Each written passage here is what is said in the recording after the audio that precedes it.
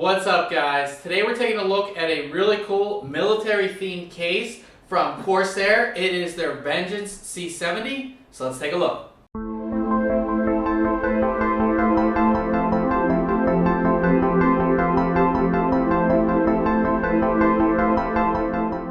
The Vengeance C70 actually has a really cool look to it. It is made to look sort of like an ammo box or something, military themed. This is the military green version, but it also comes in black and white as well. Now if we start at the front here, turn this around, and this is a mid-tower case. You have a large power button. Again, these are military themed, so they look pretty cool. So you have a large power button right there, hard drive activity LED, headphone and microphone jacks right there, two USB 3.0 ports, and then you have your reset button. And this is sort of like a missile launcher type thing. You have to open this up like that, and you can press the reset button. You have three 5¼ inch bays, and then you have a very large ventilated section right here, and of course your Corsair logo right there in the middle. On the side panel of the case, you have a very large window, and you can fit two 120 or 140 millimeter fans right there. Moving along to the back side of the case, there are two water cooling holes. They're the ones that you punch out, so they don't have the rubber inserts installed.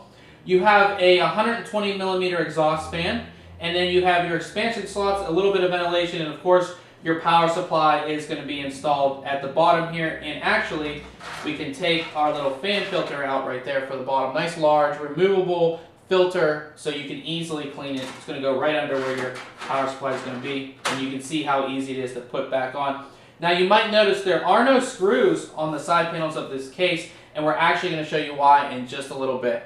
At the top of the case here, you have a large ventilated section, and in this ventilated section you can fit two 120 or two 140 millimeter cooling fans. And you also have these two really cool handles right here, and they are pretty heavy duty, and as you can see, I can easily pick this case up no problem whatsoever. It's made to, again, look like a ammo box, so this is how I guess the handles are on those. Easy to pick up, but once you have everything installed, you still should be able to use these handles to carry the case around. And you also have these locks right here, which are actually for the side panels, which we're going to get into in just one second. Before we get into the actual case, I wanted to show you the bottom here. And there are two removable filters here, one in the front, one in the back. They easily come out, as you can see. And there's also these two very large feet here. And these are going to keep your case off the ground, so air can easily flow in and out of your case. Alright, now it's time to get inside the case. And this case is unlike most, as it does not have any screws on the side panels. They are actually held into place by these two locks right here. And to get inside, it's very easy. You just unlock each one, and they are pretty strong, so you have to put a little bit of pressure on there, and then you can just easily unlock them up top and easily take your side panel off right there.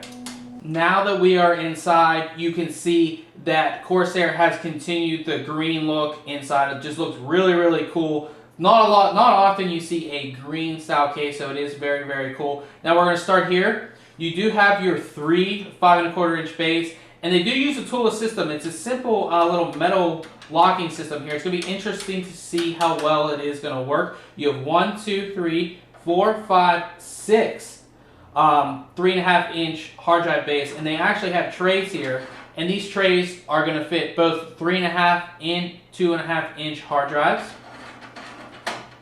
You do have two 120 millimeter cooling fans right here, and it's pretty interesting that they're not actually on the real front of the case. They're actually right here on the hard drive cages. Looking at your internal connections, which we have laying here, you do have your internal USB 3.0 connector, and I always like to see that. You do have a lot of cable routing holes too. They're very large. You have three large ones right here, and they do have the rubber inserts, and then you have a very large one up here for your CPU power, and again, you do have your CPU cut out. You have your expansion slots right here, and they are just using a simple thumb screw design, which I really like to see. I really hate toolless designs on this part of the case. You have your 120 millimeter exhaust fan, and that basically is it for this interior shot. We're going to take off the other side panel, and we're going to show you the back side of the case. Taking the opposite side panel off the case is just as easy as the first side panel. You just unlock the two locks and easily slide it out. Now taking a look here, you can see all the cables are very nicely routed, and that is made possible by these routing hooks here. And you can easily unhook them and route your cables and then connect them back just as easily. So you have all your cables routed very nicely, very uniformly, and everything like that. There is a very large CPU power cable cutout up here, and I really like this because so many cases have this opening right here, but it's very, very small, and it's very hard to get your CPU power cable through there. So I really like that.